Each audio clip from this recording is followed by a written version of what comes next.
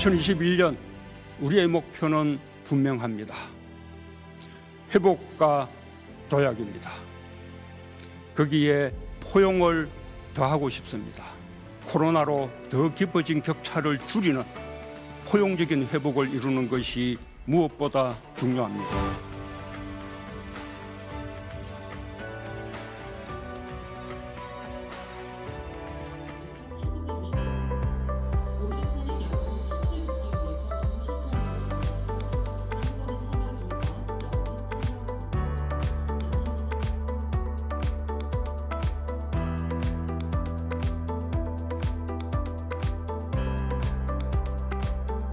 코로나 팬데믹 이후에 한국판 뉴딜, 그리고 전 세계적으로 특히 뉴딜자가 붙은 여러 가지 대책들이 나오는 과정들, 사실 21세기에 새로운 뉴딜이 왜 소환되는 건가와 관련돼서 일종의 큰 역사적인 흐름 속에 있는 것이다라는 그런 인식들이 가장 중요하지 않을까라는 생각들을 해보게 됩니다.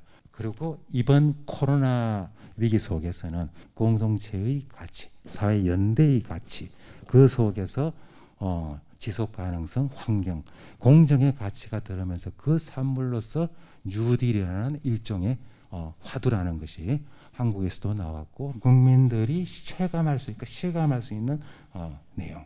그리고 그와 더불어서 사실 이행과 관련돼서 정부의 정책에 관한 일종의 신뢰 없이는 성과가 나기 어렵다. 그래서 이런 과제들이 지금 원래 그리고 내년 초까지 나온 아주 핵심적인 과제가 아닐까 생각을 하고요. 실질적으로 보완할 수 있는 그런 어떤 정책적인 논의들, 이런 것들이 절실하지 않냐.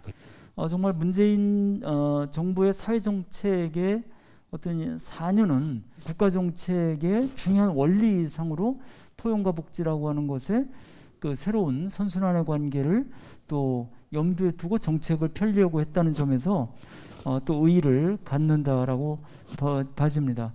사회정책의 방향성과 관련해서 생각을 해봤을 때 포스트 코로나의 문명사적 대전환이라고 하는 이런 거대한 환경을 우리가 이제 생각을 해야 된다. 환경의 역습, 기후 환경 이런 것까지 포함한 이 부분, 디지털 전환 이런 부분에까지도 이제 대응을 해야 되는 이런 삼중의 복지국가의 과제를 가지고 있는 이런 상황이 가장 지금 그 앞으로 가야 될 길에 저희들이 의식해야 되는 부분이라고 생각을 합니다. 그 한국의 복지국가에서도 녹색복지국가라는 정도의 화두를 가지고 아예 체제 자체를 녹색, 그린 이걸로 복지국가의 체제를 재구조하는 이런 과제가 굉장히 큰 과제라고 생각을 합니다. 정치 권력의 개혁 의지에 맞서서 강고한 실체를 정확하게 이제 그 갈등 속에서 드러내버린 새 권력의 존재, 저는 그것을 고시 관료 권력이라고 부를 수 있는 것이라고 생각하는데, 정치 권력은 4~5년을 주기로 심판 대상이 되고 늘 교체되고 재편성될 가능성이 있습니다. 그런데 개개인과는 별개로 고시 관료 권력제 자체는 독점적이고 특권화된 집단으로 항존하고 있다는 것이고, 이제 그런 것을 집중 남용을 분산 견제하기 위해서 재조정 작업을 해왔습니다. 계획이라고 하는 것은 한 걸음 한 걸음씩 나아가는 거다 하는 거고, 그 다음 단기 성과에 연연하면 안 된다 하는 것이고, 계획의 첫 단계는 행복이 아니고요, 불편, 고충, 부작용입니다. 그래서 계획의 성과는 10년 정도의 기간을 두고 먼저 판단되어져야 될 길고 긴 과정이다. 겉보기 계획이 아니라 굉장히 준비가 잘 된 충실한 계획이 되어져야 된다는 그런 생각이 듭니다. 그다음 계획은 항상 이 선진적 계획을만 생각하는데 아주 후진적인 후되고 어두운 면을 정상화하는 것, 보통화하는 것도 계획이다. 현재까지 그 교착 국면에 빠져 있지만 그 흐름, 전체적인 흐름, 그 평화를 만들고 지키는 노력, 그리고 거기에서 나타났던 성과들은 분야별로 컸다. 국방력 강화 노력이 그 평화 정책과 충돌하거나 갈등하지 않겠느냐는 그 북이 핵무력 완성을 하면서 평화 공존으로 지금 나오고 있는 상황에서 다른 여러 가지 이제 군사력 강화를 통해서 균형을 잡아나가면서 평화를 유지해야 하는 그런 문제가 있기 때문에 모순되지 않는다. 구조적 군비 통제까지 가는 부분은 미국과 관계되는 문제이지만 운영적 군비 통제를 하면서 미사일과 관련되는 이제 제약을 풀고 우리가 할 수 있는 노력들을 이제 해나가는 이제 그런 문제는 또 우리가 할 일을 한다. 그래서 지금 경제적으로도 그 코로나가 오늘 주 이슈인데 그 북한은 매우 지금 어려운 국면입니다. 그렇기 때문에 아마도 조만간 북미 대화나 남북 대화로 나올 가능성이 높다고 저는 개인적으로는 그렇게 보고 있습니다. 그럼 지금까지는 그 각 세션에 대해서 방향을 저희들이 이제 모색하는 그런 얘기였다면 앞으로 남은 이제 세 분의 토론은 좀 특별한 내용으로서 토론을 좀 했으면 좋겠습니다. 대한민국이 문재인 대통령 들어서서 디지털 전환 4차 산업혁명 준비를 굉장히 착실히 했어요. 그 충분 조건이 디지털 전환에 그리고 혁신 성장의 토대를 이렇게 튼튼히 하는 건데 그 혁신 성장의 뿌리가 AI 산업이고 데이터 산업이고 하지 않겠습니까? AI나 데이터 디지털은 ICT 특정 산업 한 산업이 아니지 않습니까?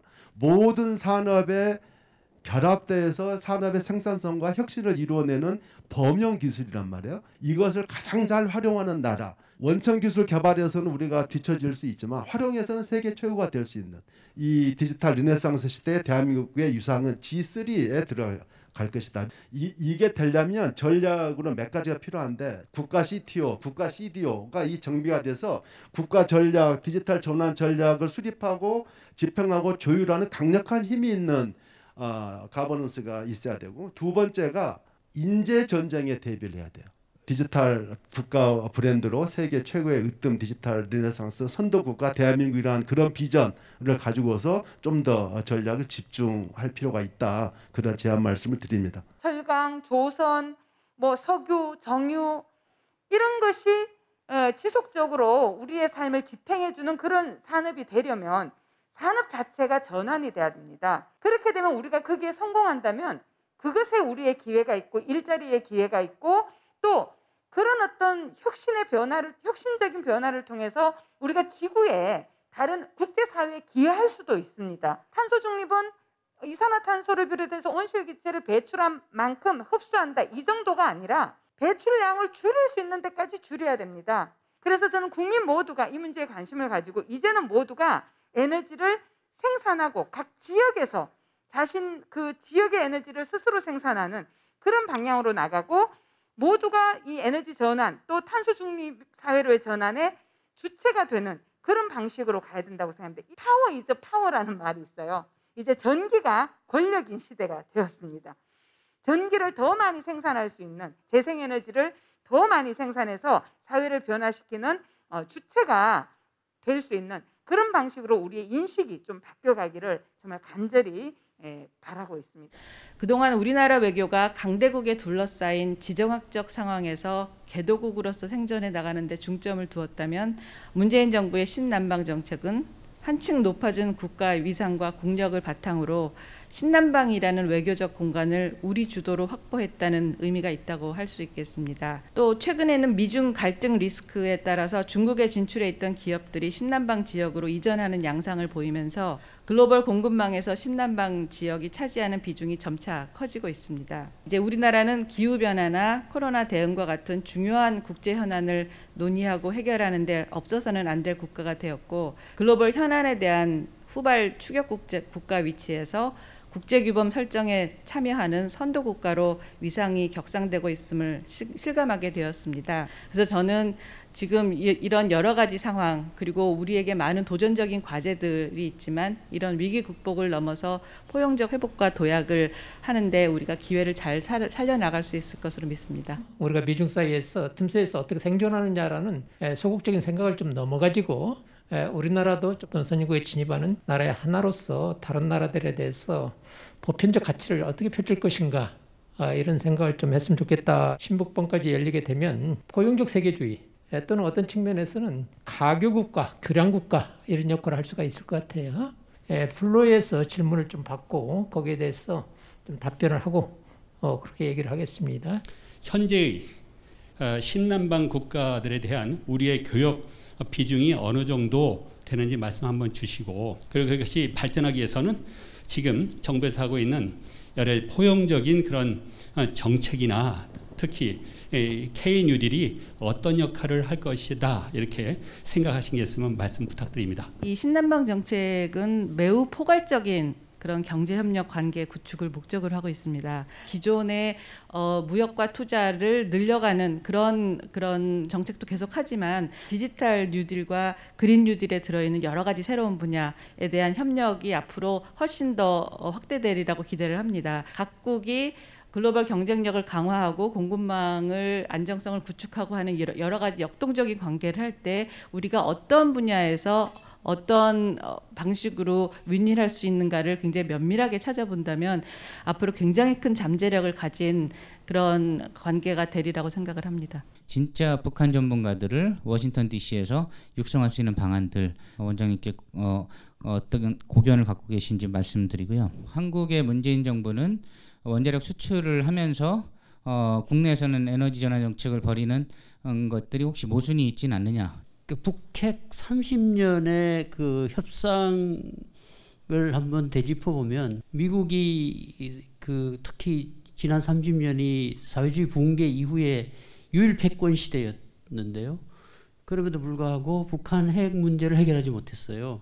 그 중에 하나가 이제 북한 체제의 속성을 제대로 이해하지 못했다. 신남 정책과 관련되는 부분인데요. 그 이제 그때도 사드 배치로 우리가 한중간에 이게 갈등이 생겼을 때 우리 의존도가 워낙 높으니까 상당히 그 부분에서 자율성을 침해받고 여러 가지 이제 부작용이 있어서 대중국 의존도를 줄이는 그런 강한 촉매 역할을 했다고 볼 수 있습니다. 그런 의미에서 저는 그 신남방 정책은 상당히 그 선제적으로 잘 했고 역사적으로도 매우 평가받을 수 있고 우리 경제라는 측면에서도 매우 활성화에 도움이 되고 있다고 부연해서 좀 말씀드리고 싶습니다. 네. 국토 단위 면적당 우리 원전의 시설 용량으로 봤을 때 우리가 세계에서 가장 밀집해서 가지고 있습니다. 주변 지역의 인구가 많기 때문에 만에 하나라도 사고가 났을 때 그것이 가져올 파장이 너무 크다는 거죠. 해외 같은 경우에는 저는 그렇게 크게 성공할 것 같지 않습니다. 왜냐하면 전 세계적으로 원자력 발전을 계속하겠다, 확장하겠다 이런 계획을 가진 국가가 별로 없는 데다가 그런 국가들은 대부분 중국, 러시아 아니면 동구권이라서 우리가 거기에 다가가기에는 상대적인 어떤 그 비교율가 높지 않습니다. 4차 산업혁명 시대, 인공지능 시대 때 일자리가 줄어드는 그런 걱정에 대해서 말씀하셨는데 모든 면에서 사람을 대체할 수가 없다는 것이 점점 분명해지고 있고요. 그래서 대체하는 것보다 훨씬 더 많은 새로운 일자리를 만들어낼 것이다. 인공지능으로 인해서 생산성이 향상돼서 인간의 노동의 질이 높아지고 돌봄 노동이 많아져서 인간을 보살피는 데 필요한 인간의 그런 노동이 더 많아지는 그런 흐름으로 가지 않을까 생각을 하고 있습니다.